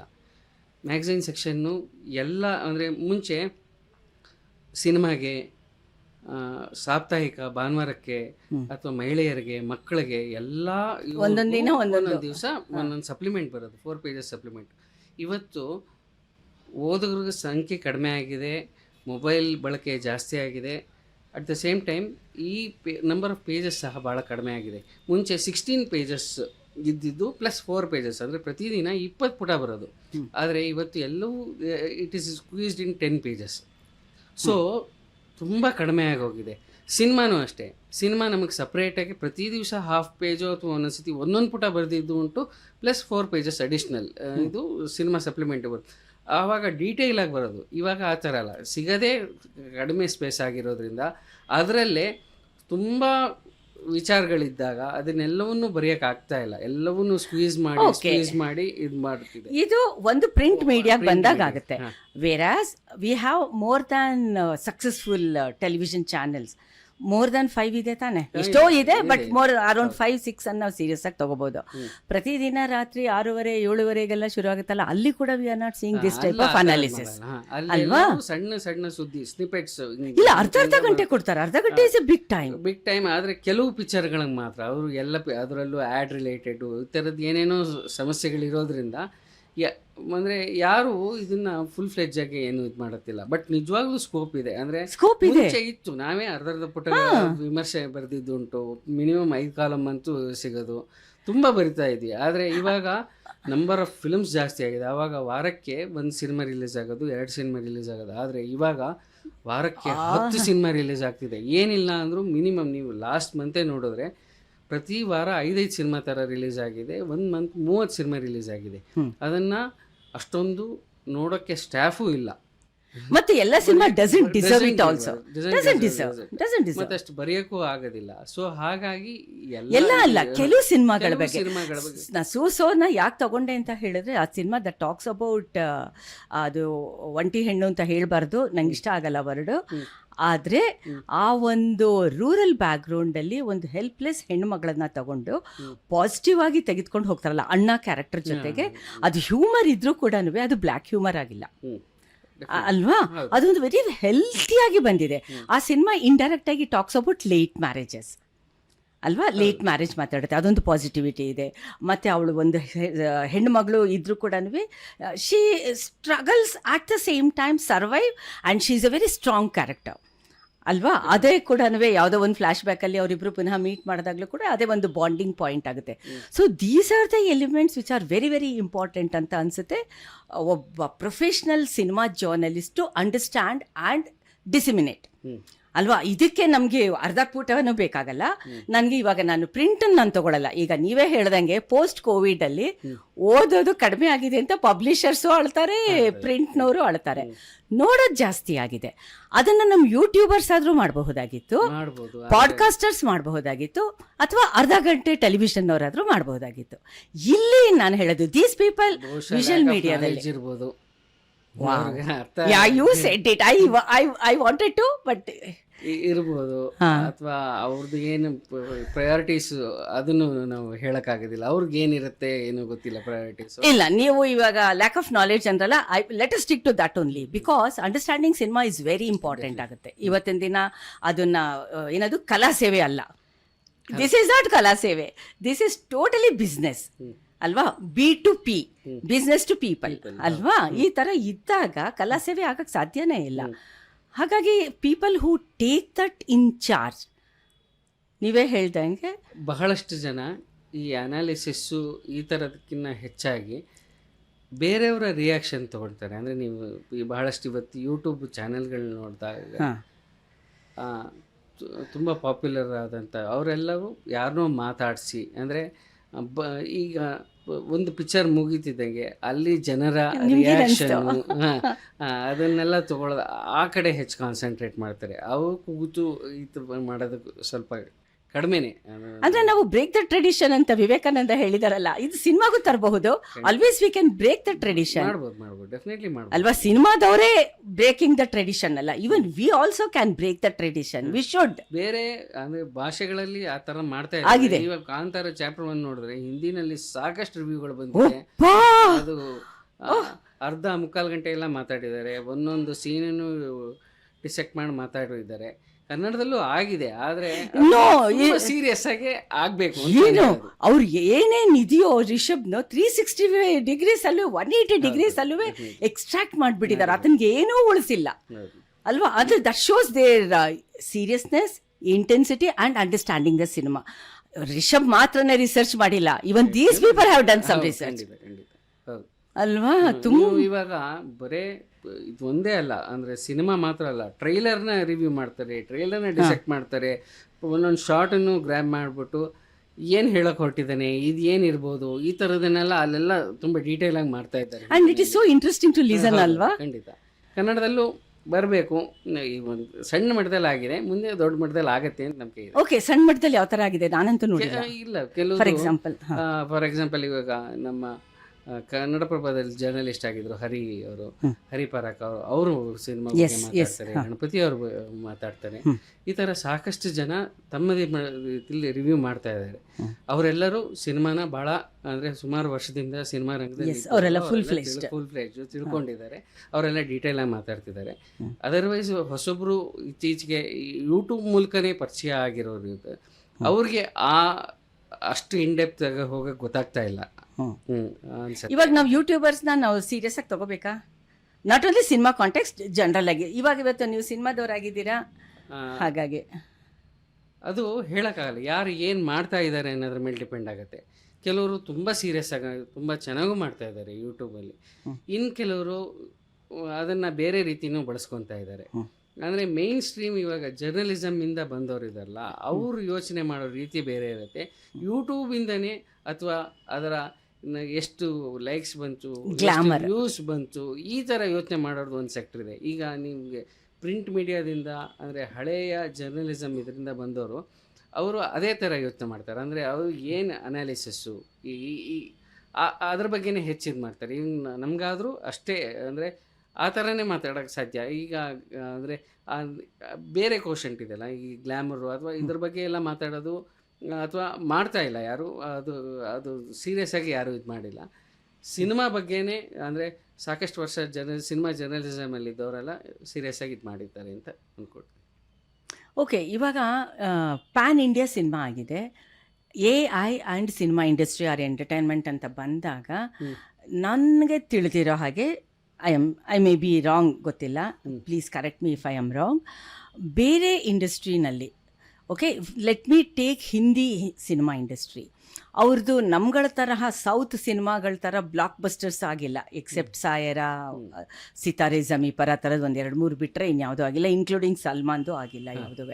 But those people they have taken AI and cinema so seriously, ಮತ್ತು ಅದನ್ನು ಅವರು ಬಹಳ ಸೀರಿಯಸ್ ಆಗಿ, ಎಷ್ಟು ಸೀರಿಯಸ್ ಆಗಿ ಅಂತ ಹೇಳಿದ್ರೆ ನಾಳೆ ಯಾವ ಥರ ಇದರದ್ದು ರಿಪರ್ಕಷನ್ಸ್ ಆಗುತ್ತೆ, ಮತ್ತು ನಾವು ಇದನ್ನು ಕ್ರಿಯೇಟಿವಿಟಿ ಮತ್ತು AI ಹೆಂಗೆ ಬ್ಲೆಂಡ್ ಮಾಡಬೇಕಾಗುತ್ತೆ ಅಂತ ಅವರು ಅಷ್ಟು ಡೀಪಾಗಿ ರಿಸರ್ಚ್ ಮಾಡ್ತಾ ಇದ್ದಾರೆ, ಅರ್ಥ ಮಾಡ್ಕೊಳ್ಳೋಕೆ ಟ್ರೈ ಮಾಡ್ತಾ ಇದ್ದಾರೆ. For example I can quote Ashutosh Gowariker, ಆಮೇಲೆ ಇವರು ಮೋಹಿತ್ ಸೂರಿ, ನಿತಿನ್ ಶಾ ಪುಸ್ತಕ ಬರೆದಿದ್ದಾರೆ, ಮತ್ತು ಆ ಥರದ್ದೊಂದು ಸಪ್ರೇಟ್ ಪ್ಲ್ಯಾಟ್ಫಾರ್ಮ್ನೇ ಅವ್ರು ಕ್ರಿಯೇಟ್ ಮಾಡ್ಕೋತಾ ಬಂದಿದ್ದಾರೆ, including Karan Johar and also Aamir Khan, people who are into serious business. ಆ ತರಹ understanding AI in Kannada industry ನಾನಂತೂ ಕಂಡಿಲ್ಲ. ಶುರು ಆಗಿದೆಯಾ ಅಂಡರ್ಸ್ಟ್ಯಾಂಡಿಂಗ್ AI? ಇಡೀ ಭಾರತದಲ್ಲಿ ಆ್ಯಕ್ಚುಲಿ AI ಜನ್ರೇಟೆಡ್ ಫಿಲಮ್ ಅಂತ ಮೊದಲು ಬಂದಿರೋದು ಕನ್ನಡದಲ್ಲಿ. ರೀಸೆಂಟಾಗಿ ಒಂದು few months back love you ಅಂತನೋ ಏನೋ ಫುಲ್ಲು AI ಜನ್ರೇಟೆಡ್ ಮೂವಿನೇ ಬಂತು. ಅದು ಒಂದು 7-8 ಹಾಡುಗಳಿರುವ ಒಂದು 2 hours ಫಿಲಮ್ಮು ರಿಲೀಸ್ ಆಗಿತ್ತು. ಅದು ಈ ಪ್ರಯೋಗಗಳು ಬಾಲಿವುಡಲ್ಲಿ ಮುಂಚಿಂದ ಆಗ್ತಾಯಿದೆ, ಅಂದರೆ ಒಂದು ವರ್ಷ 1.5 ವರ್ಷದಿಂದನೇ ಆಗ್ತಾಯಿದೆ. ಪಂಜಾಬಲ್ಲೂ ಆ ಥರದ್ದೊಂದು ಫಿಲಮ್ ಶುರು ಆಗಿತ್ತು, ಆದರೆ ಕಾರಣಾಂತರಗಳಿಂದ ರಿಲೀಸ್ ಆಗಿಲ್ಲ. ಕನ್ನಡದ ಸಿನಿಮಾ ಮೊದಲ ಇದಾಯಿತು. ಅದಲ್ಲದೆ ಅದೇ ಡೈರೆಕ್ಟ್ರು ಕೆಂಪೇಗೌಡರ ಬಗ್ಗೆ ಇನ್ನೊಂದು ಪಿಕ್ಚರ್ ಮಾಡ್ತಾ ಇದ್ದಾರೆ. ಅದರ ಕೆಂಪೇಗೌಡರ ಜಯಂತಿಗೆ ಅದೊಂದು ಇದು ಆಗಿತ್ತು, ಅಂದರೆ ಆ್ಯಡ್ಗಳು ಸಹ ರಿಲೀಸ್ ಆಗಿತ್ತು. ಸೊ ಸಣ್ಣ ಅಂದರೆ ಫುಲ್ ಫ್ಲೆಜ್ ಫಿಲಮ್ ಒಂದಾಗಿದೆ. ಅದು ಬಿಟ್ಟರೆ ಬಹಳಷ್ಟು ಜನ ಇನ್ನೂ ಇದಕ್ಕೆ ಓಪನ್ ಆಗ್ತಾ ಇಲ್ಲ, ಅಥವಾ ಅದ್ರ ಬಗ್ಗೆ ಇನ್ನೂ ಮಾತಾಡ್ತಾ ಇಲ್ಲ. ನಾವು ಇನ್ನೂ ರವಿಚಂದ್ರನ್ ಒಂದು ಪ್ರೆಸ್ ಮೀಟಲ್ಲಿ ಹೇಳಿದರು, ಅವರು ಪ್ರೇಮಲಕ 2 ಅಂತ ಒಂದು ಇದು ಮಾಡ್ತಿದ್ರು, ಐ ಆಮ್ ಗಾಡ್, ಅದು ಚೇಂಜ್ ಆಯಿತು ಹೆಸರು, ಐ ಆಮ್ ಗಾಡ್ ಅಂತ ಏನೋ ಹೆಸರಿಟ್ಟಿದ್ದಾರೆ ಅಂತ. ಸೊ ಆ ಪಿಕ್ಚರ್ಗೆ ಎಕ್ಸ್ಟೆನ್ಸಿವ್ ಆಗಿ ನಾನು AI ಯೂಸ್ ಮಾಡ್ಕೊತಾ ಇದ್ದೀನಿ ಅಂತ ಹೇಳಿದ್ರು. Apart from these instances AI ಇನ್ನೂ ದೊಡ್ಡ ಮಟ್ಟದಲ್ಲಿ ಇನ್ನೂ ಕನ್ನಡ ಫಿಲಮ್ ಇಂಡಸ್ಟ್ರಿಗೆ ಅದಾಗಿಲ್ಲ, ಆಗಬೇಕು. ಈಗ ಫಾರ್ ಎಕ್ಸಾಂಪಲ್ ಇವಾಗ ಆಶುತೋಷ್ ಗೌರಿಕರ್ ಆಗಬಹುದು, ಮೋಹಿತ್ ಸೂರಿ, ಈ ಥರದವ್ರ ಜೊತೆಗೆ ನಮ್ಮ ಕನ್ನಡದವ್ರನ್ನ ನಾವು ತಗೊಳ್ತು ಅಂತ ಹೇಳಿದ್ರೆ we can take easily Hemant Rao ಅಲ್ವಾ. ಹೇಮಂತ್ ರಾವ್ನ ತಗೊಳ್ತು ಅಂತ ಹೇಳಿದ್ರೆ all his films are research based ಒಂದು, ಆ್ಯಂಡ್ ಅದರಲ್ಲಿ ಹೈ ವೋಲ್ಟೇಜ್ ಡ್ರಾಮಾ ಇದೆ, ಎಮೋಷನ್ಸ್ ಇದೆ, ಲಾಜಿಕ್ ಇದೆ. ಸಪ್ತಾದ ಸಾಗರ ಆಗ್ಬೋದು, ಗೋಧಿ ಬಣ್ಣ ಆಗ್ಬೋದು, ಈ ಎಲ್ಲ ಸಿನಿಮಾಗಳಲ್ಲೂ ಕಾಂಬಿನೇಷನ್ ಇದೆ. ಬೋತ್ ಹಾರ್ಟ್ ಆ್ಯಂಡ್ ಹೆಡ್ ಎರಡೂ ಕೆಲಸ ಮಾಡುತ್ತೆ. ಈ ಥರದವರು AI ಯೂಸ್ ಮಾಡೋಕ್ಕೂ ಈಗ ನೀವು ಹೇಳಿದ್ರಲ್ಲ I love you, you love me, ಅದೆಲ್ಲನೂ ಅದು ಒಂದು ಎಕ್ಸ್ಪೆರಿಮೆಂಟ್ ಅಷ್ಟೇ. ಅದನ್ನು ವಿ ಕೆನಾಟ್ ₹100 ಅಲ್ಲ, ₹50 ಕೊಟ್ಟು ಹೋಗೋಕ್ಕೆ ವಿ ಆರ್ ನಾಟ್ ರೆಡಿ. ನಮಗೆ ಬೇಕಾಗೋದು ಇವತ್ತಿನ ದಿನ people like Hemant Rao, Rishab Shetty, Rakshit Shetty, Raj Shetty, people who have taken it very seriously, ಮತ್ತು ರಿಸರ್ಚ್ ಮಾಡಿ ಸಿನಿಮಾ ಮಾಡ್ತಾರಲ್ಲ ಅಂಥವ್ರು ನಮ್ಗೆ ಇಂಪಾರ್ಟೆಂಟ್ ಆಗುತ್ತೆ. ಇವಾಗ ನಮ್ಗೆ ಎಷ್ಟೋ ಜನ ರೈತರ ಬಗ್ಗೆ ನಾವು ಸಿನಿಮಾ ಮಾಡಿದ್ದೀವಿ ಅಂತ ಹೇಳ್ತಾರೆ, ಅದ್ರಲ್ಲಿ ನೋಡಿದ್ರೆ ಫುಲ್ ಫ್ಯಾಕ್ಚುಯಲ್ ಎರರ್ಸ್ ಇರುತ್ತೆ, ಯಾವುದೇ ಥರ ಲೀಗಾಲಿಟೀಸು ಅರ್ಥ ಮಾಡ್ಕೊಂಡಿರಲ್ಲ, ಇಂಪ್ಲಿಮೆಂಟೇಷನ್ ಫೇಲ್ಯೂರ್ ಮಾಡ್ಕೊಂಡಿರಲ್ಲ. ಪಾಪ್ಯುಲರ್ ಲೆವೆಲ್ನಲ್ಲಿ ಅಯ್ಯೋ ಪಾಪ ಅಂತ ಹೇಳಿ ಅದರಲ್ಲಿ ನಾವು AI ತರೋದು ಎಷ್ಟು ಮಟ್ಟಿಗೆ ಸರಿ ಅನಿಸುತ್ತೆ? ಅಲ್ಲ, ಈಗ ಅವರು ಇತ್ತೀಚಿನ ನೀವು ಪ್ರೆಸ್ ಮೀಟ್ಗಳು ಅಥವಾ ಯಾವ್ದಾದ್ರು ಇಂಟರ್ವ್ಯೂಗಳು ನೋಡಿದ್ರೆ ಯಾರ್ದಾರು ಟೆಕ್ನಿಷಿಯನ್ಸ್, ಈಗ ಉಪೇಂದ್ರ ಅವರು UI ಪಿಕ್ಚರಲ್ಲಿ ಎಕ್ಸ್ಟೆನ್ಸಿವ್ ಆಗಿ ಸಿಕ್ಕಾಪಟ್ಟೆ ಗ್ರಾಫಿಕ್ಸು, AI ಎಲ್ಲವನ್ನೂ ಚೆನ್ನಾಗೇ ಬಳಸ್ಕೊಂಡಿದ್ದಾರೆ. ಆದರೆ ಅವ್ರು ಯಾರು ಏನು ಮಾಡಿದ್ದೀವಿ ಅಂತ ಮಾತಾಡೋದಿಲ್ಲ, ಎಲ್ಲವನ್ನೂ ಸಿನಿಮಾದಲ್ಲಿ ನೋಡಿ. ಅದು ಹೊರಗಿನ ಜನಕ್ಕೆ ಅದು ಗೊತ್ತಾಗೋದಿಲ್ಲ, ಏನು ಮಾಡ್ತಾ ಇದ್ದಾರೆ ಏನು ಗೊತ್ತಿಲ್ಲ. ಈಗ ನಾವು ಯಾವುದಾದ್ರು ಒಂದು ಪ್ರೆಸ್ ಮೀಟು ಅಂತ ಇದು ಮಾಡಿದಾಗ, ಪ್ರೆಸ್ ಮೀಟಲ್ಲಿ ಅಂದರೆ ಬಹಳಷ್ಟು ಜನ ಪ್ರೆಸ್ ಮೀಟಲ್ಲಿ ಏನು ಕೇಳಿದ್ರು ಅವ್ರು ಕತೆ ಕೇಳ್ತಿದ್ದಾನೆ ಅಂತಲೇ ಅನ್ಕೊತಾರೆ. ಕತೆಯ ಹೊರತಾಗೂ ಸಾಕಷ್ಟು ಅಂಶಗಳಿದೆ ಮಾತಾಡೋಕ್ಕೆ. ತುಂಬ ಈಗ ಕಾಂತಾರ ನಾವು ತಗೊಳ್ಳೇಬೇಕಾಗತ್ತೆ. ಅದು ಚಾಪ್ಟರ್ 1 ಪ್ರೆಸ್ ಮೀಟು ರೀಸೆಂಟಾಗಿ ಆಗಿದ್ದು ನೀವು ನೋಡಿದ್ರೆ ನೀವು ಕಾಂತಾರದಂಥ ಪ್ರಾಜೆಕ್ಟು ಒಂದು ಹ್ಯೂಮಂಗಸ್ ಪ್ರಾಜೆಕ್ಟ್, ಅದು ತುಂಬ ದೊಡ್ಡದು, ಸಾವಿರಾರು ಜನ ಕೆಲಸ ಮಾಡಿದ್ದಾರೆ ಅಲ್ಲಿ. ಏನೇನು ಅಂದರೆ ತುಂಬ ಶ್ರಮ ಬುದ್ಧಿ ಎಲ್ಲ ಖರ್ಚಾಗಿದೆ. ಆದರೆ ಅದು ಯಾವುದು ಅದು ಜನಕ್ಕೆ ರೀಚೇ ಆಗ್ತಾ ಇಲ್ಲ.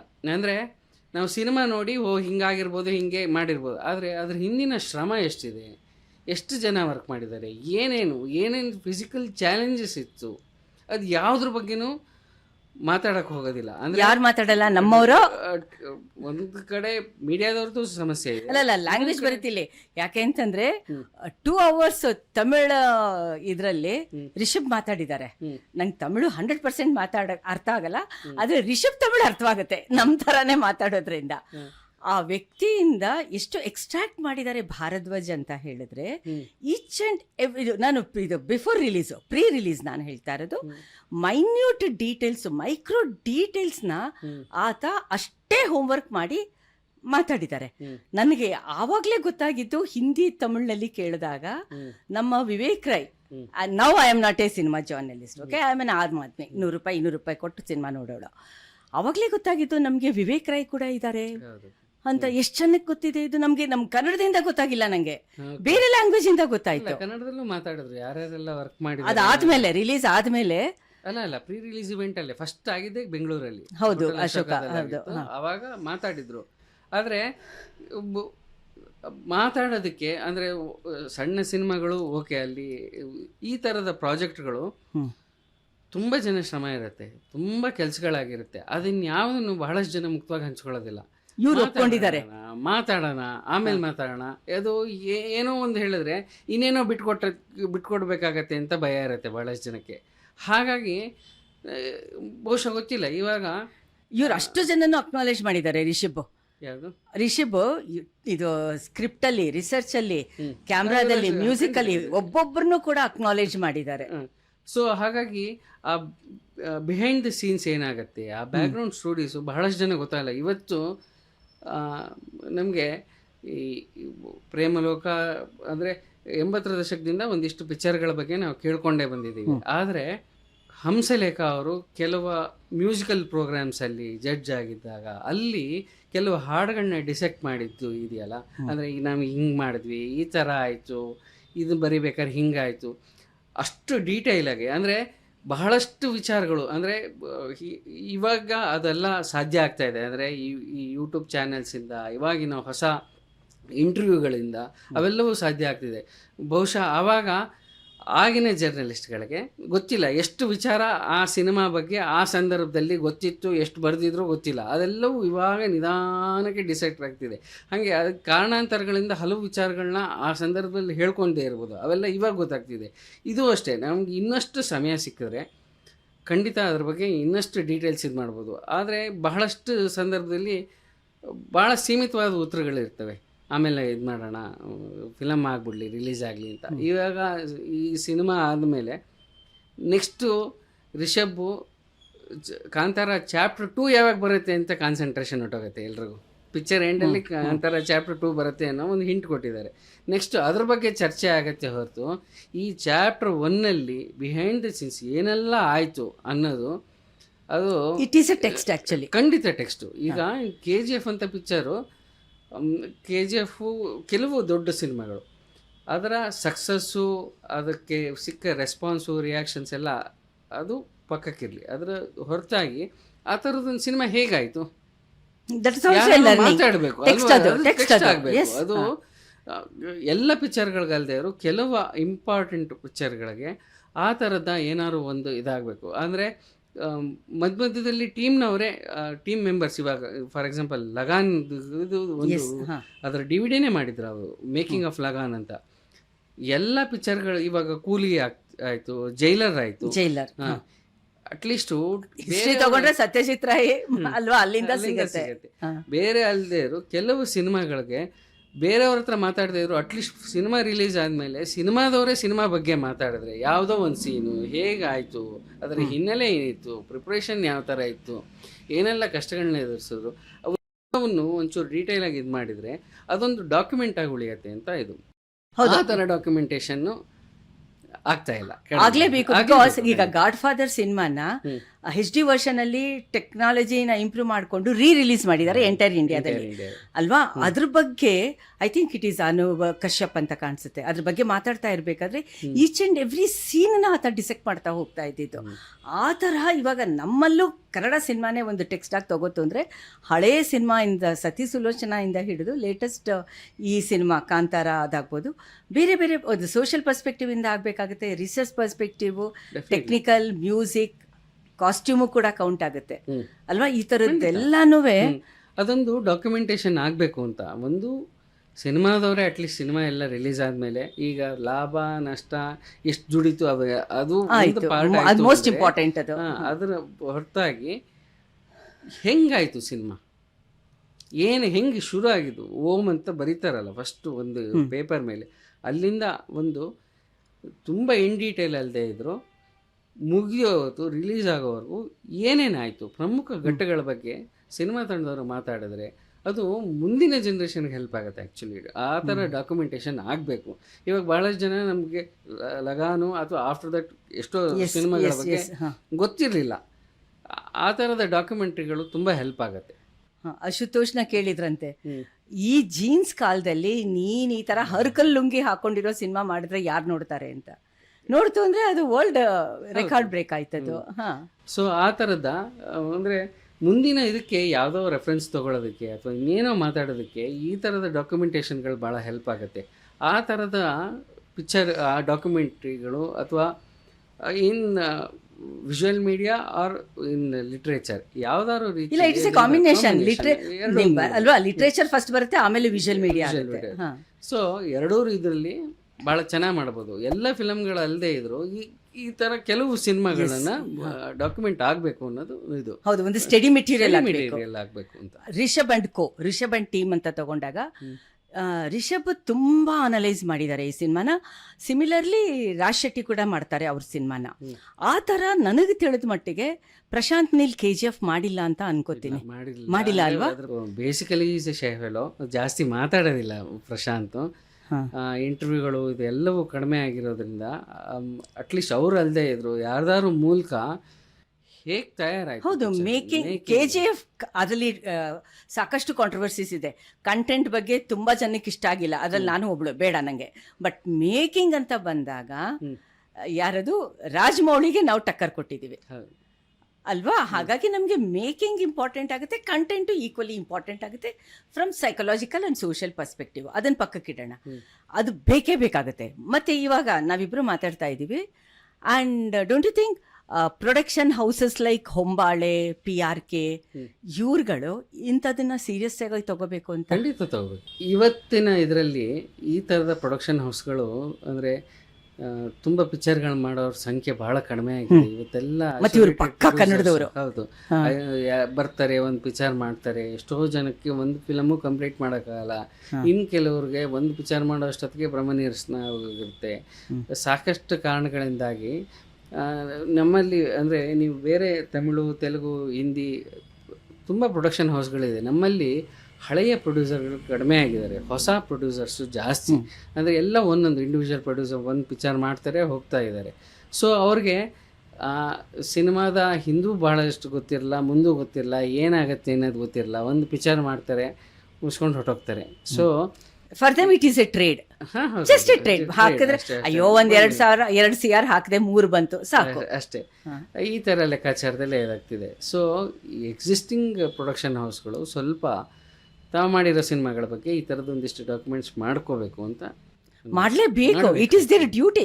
ಬಿಕಾಸ್ ಅದೇನದು 500 CR 1000 CR ಈ ಥರ ಎಲ್ಲ ಆದಾಗ this requires hardly some peanuts ಅಂತ ಅನ್ಸುತ್ತೆ. ಮಾಡಲೇಬೇಕು. ಮತ್ತು ಇವನ್ ಹೊಂಬಾಳೆನೇ ತಗೊಂಡ್ರೆ for example, just before that Narasimha, that created a record. Saiyaara ಜೊತೆಗೆ ಅದು ಕಂಪೀಟ್ ಮಾಡಿದೆ. ಅದು ನೋಡ್ತು ಅಂತ ಹೇಳಿದ್ರೆ ಪಕ್ಕ commercial and neatly made love story. ಇದು ಕಾಂಟ್ರಾಸ್ಟು ಒಂದು so called divine and spiritual cinema, purely meaningfully done in animation. ಹೌದು ಅಲ್ವಾ. ಇದೆರಡು ಕೂಡ ಈ ಕಂಟ್ರಾಸ್ಟ್ ಇದೆಯಲ್ಲ, that it self is a study material. ಒಂದು ಪಿಕ್ಚರು ಶುರು ಮುಗಿತು ಮತ್ತೆ ಬಿಸ್ನೆಸ್ಸು ಇಷ್ಟಕ್ಕೆ ಎಂಡ್ ಆಗಬಾರ್ದು ಅಂತ. ಸಿನಿಮಾ ಬಗ್ಗೆ ನಾವು ಮಾತಾಡೋದಕ್ಕೆ ಬೇಕಾದಷ್ಟು ಪರ್ಸ್ಪೆಕ್ಟಿವ್ಸು, ದೃಷ್ಟಿಕೋನಗಳಿದೆ. ಅದರಲ್ಲಿ ಇವತ್ತಿನ ದಿನದ್ದು ಈ ಒಂದು ಎಪಿಸೋಡು ಒಂದು ಶುರು ಅಷ್ಟೇ. ಇದೊಂದು ಜಸ್ಟ್ ಬಿಗಿನಿಂಗ್. ಇದೇ ಥರ ತಗೋತು ಅಂತ ಹೇಳಿದ್ರೆ ನಾವು ಇನ್ನೊಂದಷ್ಟು ಬಹಳ ಸೀರಿಯಸ್ ಆಗಿ, ಡೀಟೇಲ್ ಆಗಿ ಯೂಟ್ಯೂಬರ್ಸ್ ಬಗ್ಗೆ ಮಾತಾಡಬೇಕಾಗುತ್ತೆ, AI ಬಗ್ಗೆ ಮಾತಾಡಬೇಕಾಗುತ್ತೆ. ಇವತ್ತಿನ ದಿನ AI ಬಗ್ಗೆ ಜಸ್ಟ್ ಒಂದು ಝಲಕ್ ಥರ ಬಂದು ಹೋಗಿದೆ. ಅದ್ರ ಬಗ್ಗೆ ಕೂಡ ಬಹಳ ಸೀರಿಯಸ್ ಆಗಿ ಮಾತಾಡಬೇಕಾಗುತ್ತೆ. ಇವತ್ತಿನ ದಿನ Kannada cinema specially KGF 1 and 2 ಮತ್ತೆ ಕಾಂತಾರ, ಚಾರ್ಲಿ ಇದು ಬಂದ ಮೇಲೆ ಗ್ಲೋಬಲ್ ಲೆವೆಲಲ್ಲಿ ಮತ್ತೆ ನ್ಯಾಷನಲ್ ಲೆವೆಲಲ್ಲಿ ಸಾಕಷ್ಟು ಚರ್ಚೆ ಆಗ್ತಾ ಇದೆ. ಇದ್ರ ಜೊತೆಗೆ ಒಂದು ಕ್ವಾಲಿಟಿ ಆಗಿ ಬಂದಿದೆ, ಇನ್ನೊಂದು ಕ್ವಾಂಟಿಟೇಟಿವ್ ಆಗಿ ಪ್ರತಿ ವಾರ ರಿಲೀಸ್ ಆಗ್ತಾ ಇದೆಯಲ್ಲ, ಆ ಸಿನಿಮಾಗಳು ಕೂಡ ನಾವು ಎಷ್ಟರ ಮಟ್ಟಿಗೆ ಸೀರಿಯಸ್ ಆಗಿ ತಗೋತೀವಿ ಅನ್ನೋದು ಬಹಳ ಮುಖ್ಯ ಆಗುತ್ತೆ. ಇಂತಹ ಒಂದು ಸೀರಿಯಸ್ ಆಗಿರುವಂತಹ ಸಿನಿಮಾ ಬಿಸ್ನೆಸ್ನ, ಸಿನಿಮಾ ಕ್ರಿಯೇಟಿವಿಟಿನ ಇವತ್ತು ನಾವು ಬೇರೆ ಬೇರೆ ಪರ್ಸ್ಪೆಕ್ಟಿವ್ಸ್ ಅಂತ ಆವಾಗಲೇ ಹೇಳಿದಾಗೆ ನಾವು ನೋಡಬೇಕಾಗತ್ತೆ, ಅರ್ಥ ಮಾಡ್ಕೋಬೇಕಾಗತ್ತೆ, ಮತ್ತು ಅನಲೈಸ್ ಮಾಡುವಂಥ ಪರಿಸ್ಥಿತಿಗೆ ಬಂದಿದೆ. ಈ ಒಂದು ಎಪಿಸೋಡು ಜಸ್ಟ್ ಬಿಗಿನಿಂಗ್ ಅಂತ ಹೇಳಬಹುದು. ಇಷ್ಟೊತ್ತು ನಮ್ಮದು ಶೇರು ಶಮಂತ ಪಾಡ್ಕಾಸ್ಟ್ ಕೇಳಿದ್ರಿ ಅಲ್ವಾ? ನಮ್ಮದು ಸ್ವಲ್ಪ ಸೀರಿಯಸ್ ಸಬ್ಜೆಕ್ಟ್ ಇದೆ, ಸ್ವಲ್ಪ ಅನಾಲಿಟಿಕಲ್ ಇದೆ ಅಂತ ನಿಮ್ಗೆಲ್ಲರಿಗೂ ಗೊತ್ತಿದೆ. ಆದರೆ ಅಟ್ ದ ಸೇಮ್ ಟೈಮ್ ಸಾಕಷ್ಟು ಜನ it is so informative and we are liking it ಅಂತ ಕೂಡ ನಮಗೆ ರೆಸ್ಪಾನ್ಸ್ ಬರ್ತಾ ಇದೆ. ಅನಲೈಸ್ ಮಾಡ್ತಾ ಇದ್ದಾರೆ ಮತ್ತು ಈ ಪ್ರೋಗ್ರಾಮ ಅಂತ ಹೇಳ್ತಾ ಇದ್ದಾರೆ. ಅದರ ಬದಲು ಅದರ ಜೊತೆಗೆ ನೀವು ಲೈಕ್ ಮಾಡಿ, ಶೇರ್ ಮಾಡಿ, ಸಬ್ಸ್ಕ್ರೈಬ್ ಮಾಡ್ತು ಅಂತ ಹೇಳಿದರೆ ನಮ್ಮ ಒಂದು ನ್ಯೂ ಇನಿಷಿಯೇಟಿವ್ಗೆ ತುಂಬ ಹೆಲ್ಪ್ ಆಗುತ್ತೆ. And it is a crowd funding initiative. We really need your support, we really need your resources also. It is a holistic approach and ನಿಮ್ಮ ಫೀಡ್ಬ್ಯಾಕ್ಗೆ, ಸಪೋರ್ಟ್ಗೆ we expect. Thank you so much.